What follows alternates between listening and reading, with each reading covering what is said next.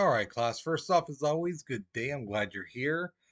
First off, let me apologize for the tardiness of this video. I've been meaning to make it for a while, but just again, the end of the grading period, and some of you guys who are in class on today, the first day of GP3, you heard me explain everything that's happened and stuff like that. So, yeah.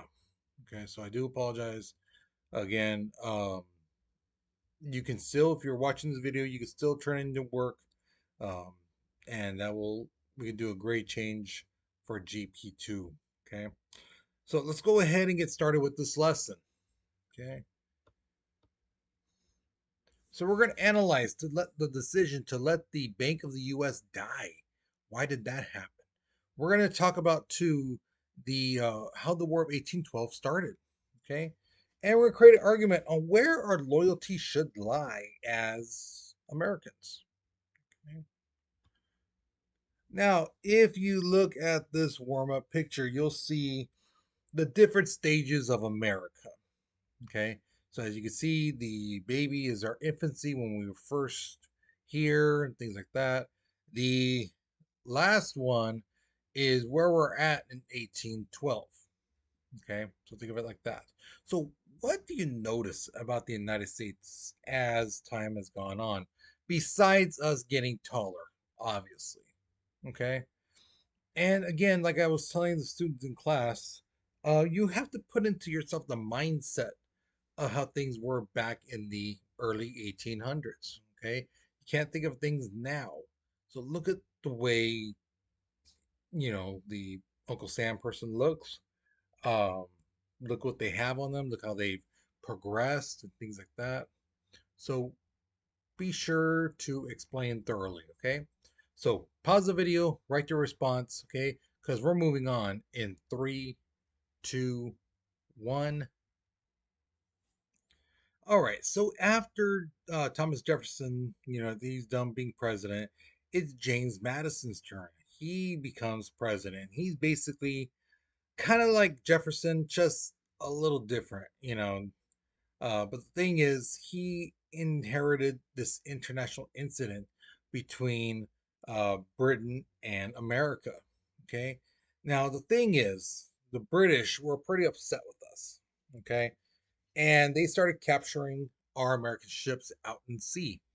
And basically, they did this thing called impressment, which is basically they told the guys once they captured these ships, you either join our navy or we basically throw you overboard into the middle of the Atlantic Ocean. Now you have to remember, there's like no shade out there, and yes, like I asked the class, can you drink seawater? Yeah, you can, but the thing is, it tastes horrible because it's pure salt water, and you're actually going to be dehydrating yourself a lot faster because I don't know if you guys know this. Some students in class did know this, some didn't. Um, but salt absorbs moisture. So remember, so you need moisture to survive. You know, you need water. And the thing is, if your body doesn't have water, you will die. So, and the thing is, if you drink salt water, that's actually taking the moisture out of your body. It's absorbing it. So you're actually dehydrating yourself a lot faster. Okay.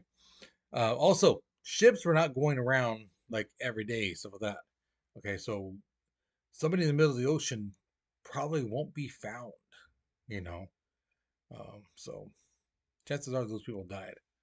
Okay. Now another thing was there were some white settlers, you know, who, especially in the north, who were expanding west, and they ran into natives and things like that.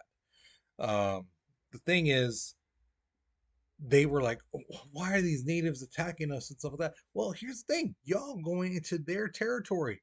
You set up camp, you set up your new home where they would go hunting, you know?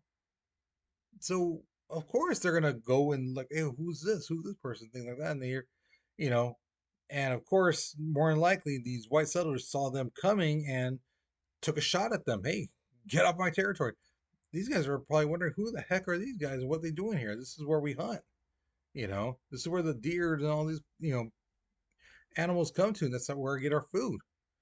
So yeah, so they did attack white people, the settlers and stuff of that. But the thing is, um, the government basically told them like, "Hey, it's not your fault. It's not your fault. You know, it's these British people. You know, they're talking to the natives and stuff like that to attack you guys and some of that." They also said this to the Seminole about the Seminole Indians in Florida who attacked the settlers in Georgia. You know, so yeah, they basically said the British are talking to the natives, getting them to attack. Not really. Okay. Now here's the thing. During the time when Jefferson was president, he tried to economically punish Britain. But the thing is, the United States economic system was barely getting on its feet. You know, yes, Alexander Hamilton's program did work, but I mean, we're still in our infancy. We weren't going to be a superpower with money and some of that overnight. It was going to take time. And yeah, the Jefferson tried to brush up against the British, and it didn't work. You know, like I said in class, it'd be like your little brother, sister, cousin, someone younger than you, trying to beat you in basketball, football, video games, whatever. They're not going to beat you because you're bigger, taller, stronger, faster, smarter. You know, you have more experience than they do. So no matter how you slice it, you really shouldn't lose because of all those things. You're better than them. Okay. Now, when Madison became president, he had a better economy than Jefferson. And the thing is, the British were going through a little economic crisis. So they try to hurt them economically, and it did kind of work. Now, the thing is, the British were actually sending word to, hey, let's talk peace and things like that. So they sent some delegates over.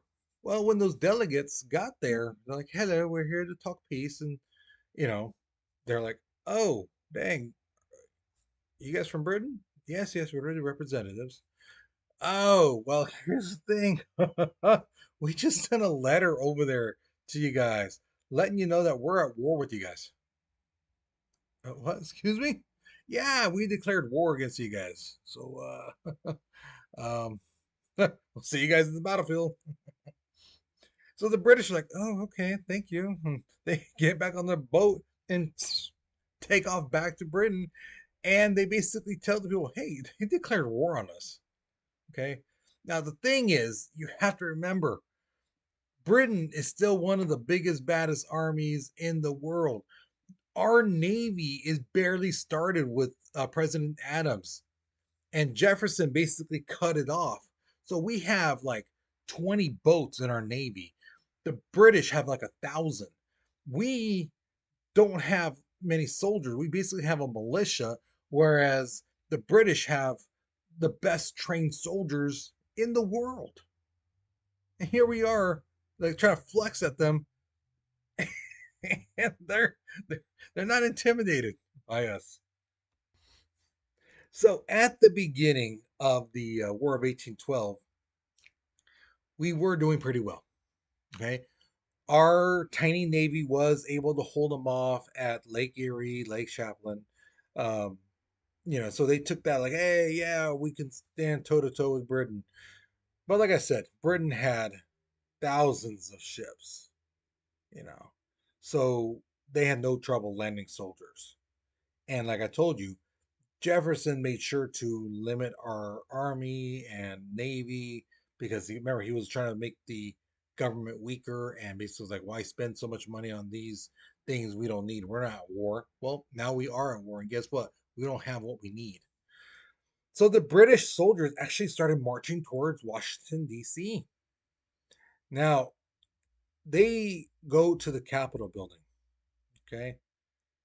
And on August 23rd, 1814, they actually set it on fire.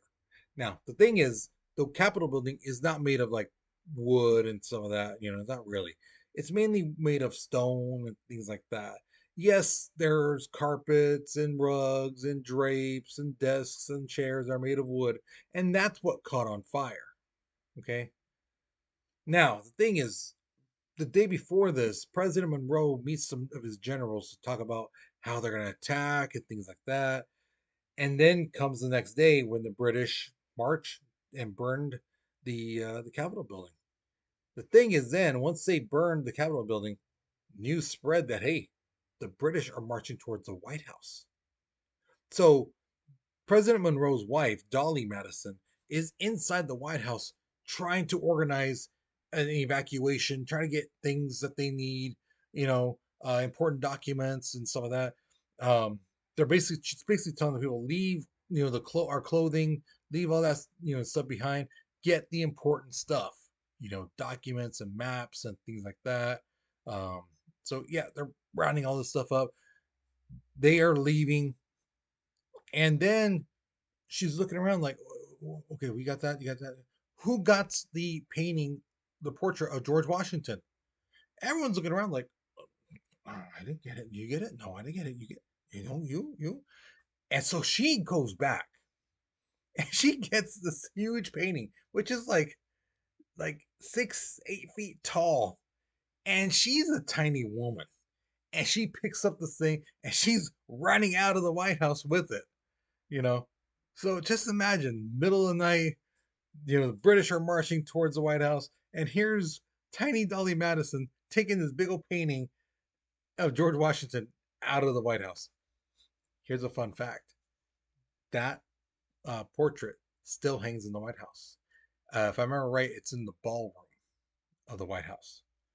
And if you ever take a virtual tour, you could see it. I believe it's on the right side where there's like the middle part where the fireplace is, all that. I believe it's on the right side. It's there. Okay. But yeah, she saved it. So the soldiers march and they get to the White House. They, commanding officer kicks open the door, looks around, tells his men, you guys go this way, you guys go that way, you guys go this way. And they're trying to find important documents and stuff like that, but they're all gone. All that's left is like Dolly Madison's dresses and, you know, clothing of President Monroe, personal things, but nothing of military importance. Okay. Thing is, though, the British are like, well, okay, guys, rest up. So the British soldiers start making themselves at home at the White House. They start eating on the silverware, the White House silverware. Um, they raid the kitchen and stuff. So once the soldiers are done, right, the commanding officer tells them, burn it. And they end up burning the White House. Now, just like the Capitol building, the White House is not just made of wood, right? It's primarily made of stone and stuff like that. But the thing is, the drapes, carpets, tables, chairs, all that stuff is made of wood, and that did burn. Okay.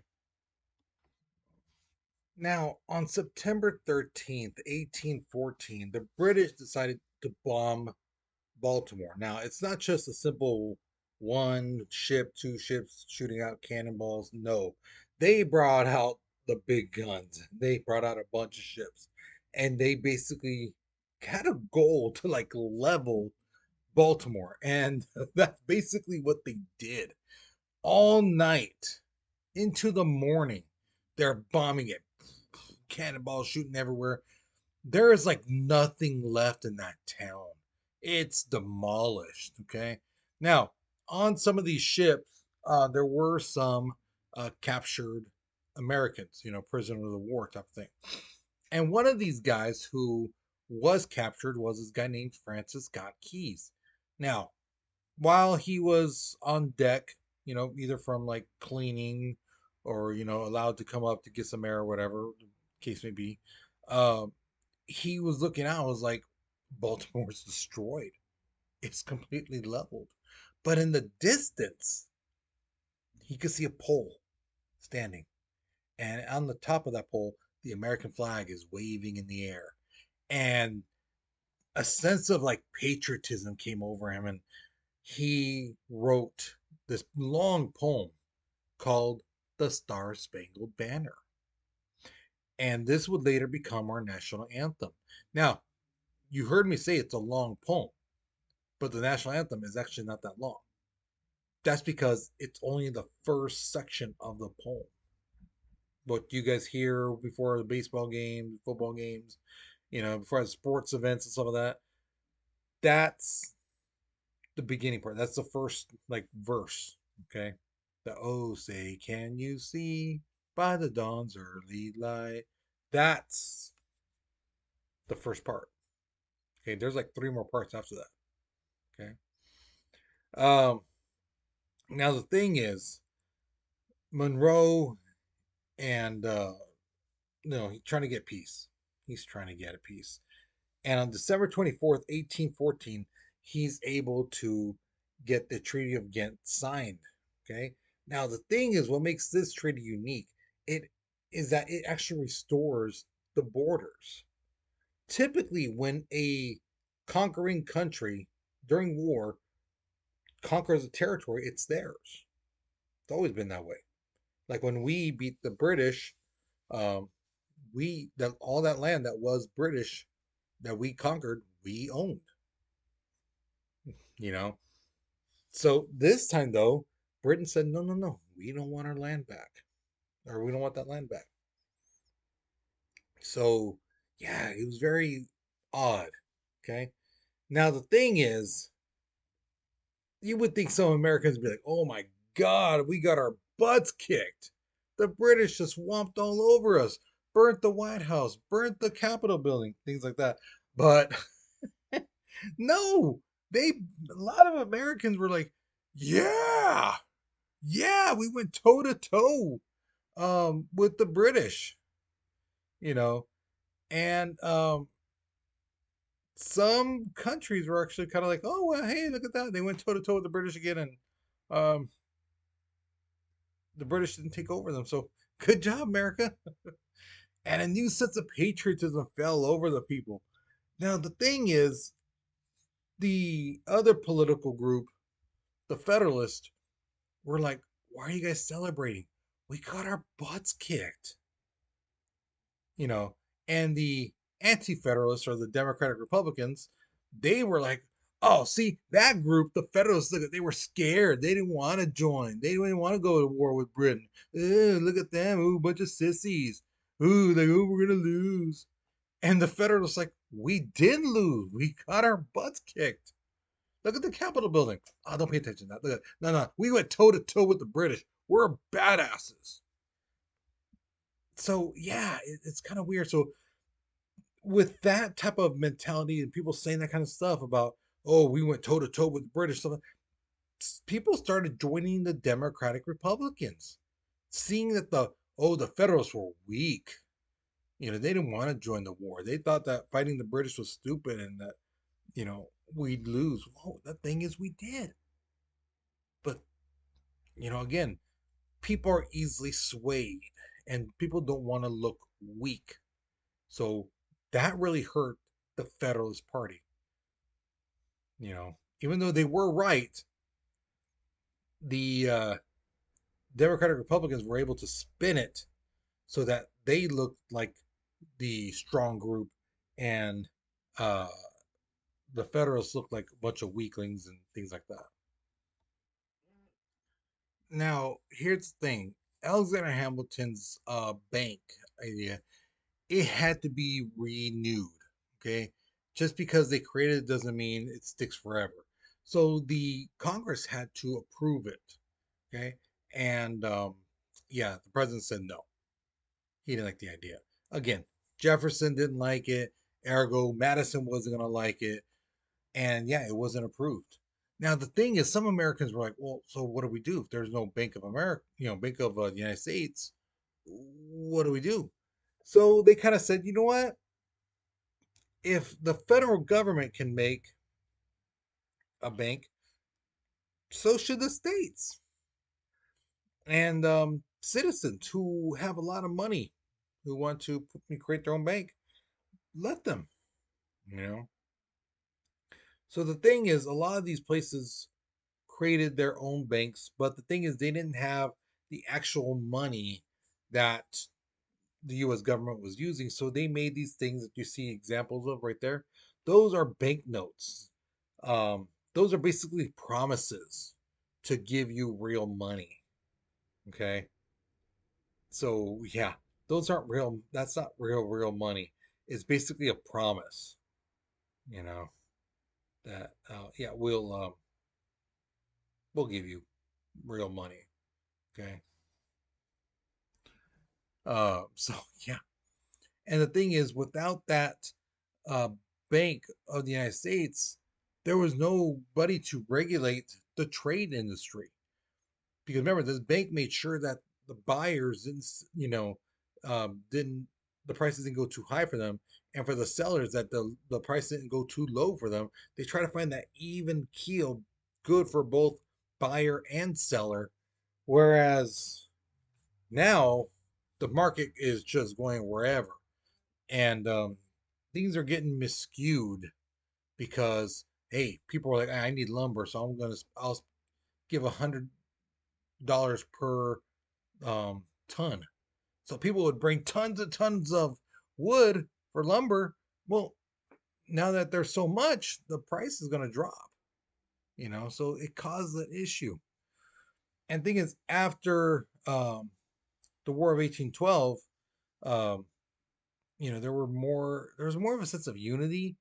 But the thing is, it wasn't people like, oh, I'm proud to be an American, things like that. It was more like, I'm proud of what state I'm from. New Jersey, New York, and things like that. And not really about the country as a whole. Um, and also, the country kind of shifted their focus a little bit from what is happening in the world to basically what's happening in our country, on our side. Okay. Now, this question, I had to explain it a little thoroughly with the students in the class. Basically, it's saying, where do you think people's loyalty should lie, with their state or their country? Now, you have to remember, a state, when people want something in their state, they can vote on it. And if a majority of them, those citizens want it, they will get it because, like, great example, you know, here in California, marijuana is legal, right? That's because the citizens in this state said we want it legal. Now, federally, it's not legal. But the thing is, this is what the people in the state wanted, so they voted on it and they got it. Now, the thing is, the country provides security for us. It's a safety net in a sense, um, because the state of California does not have an army. Okay, and I know some students have said in class too, well, don't we have air forces and some of that, and naval bases and things like that? Yes, we do, but that is the federal government. That's not the California Army. Okay, that's the federal government. So my question to you again is this: who do you believe we should owe our loyalty to? The state that because it gives us what we want, or the country because it provides safety for us and some of that. It gives us what we need as well, but not necessarily things we can really want. Like, again, the stuff like marijuana. If we want to raise the speed limit, we want to get more things from our, you know, state. The state provides that, but the country provides security and some of that. So, who do you think we should owe our loyalty to, state or country? Okay, the writing prompts on the bottom there to help you out. Okay, so write down what you believe. Now, once you finish that, you're done with this lesson. It's all good, okay? Just make sure your name is on your paper and be sure to put which period you're in. Number one, number four, number five, Monday, Monday, Wednesday, Tuesday, Thursday. Okay, be sure to put that information down. Okay. So, with that being said, guys, you take care, you be safe, and I'll see you guys later. Okay.